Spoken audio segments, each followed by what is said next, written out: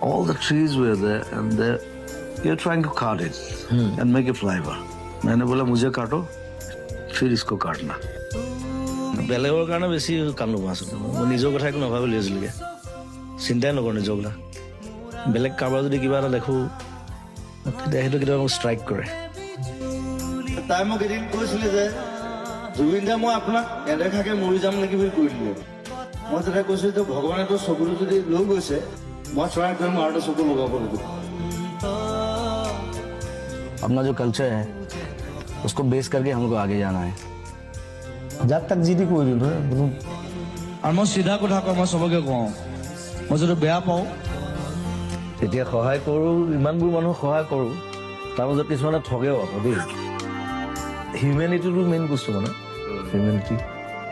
যিমান পাৰোঁ সহায় কৰোঁ মানুহক পইচা খালি কাৰো লাভ নহয় এগালমান পইচা লৈ পেলাই জীয়াই থাকিবলৈ কোনো দৰকাৰ নাইতো পৃথিৱীত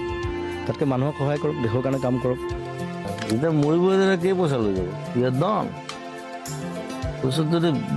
2000 কোটি টকাও থাকে what will do when you die স্বৰ্গৰথখনে থাকিব তাতে লৈ যাব জ্বলাই দিব মই মোৰ ফালৰ পৰা যিমান সুন্দৰ কৰিব পাৰি অসমখন মই সদায় চেষ্টা কৰি যাম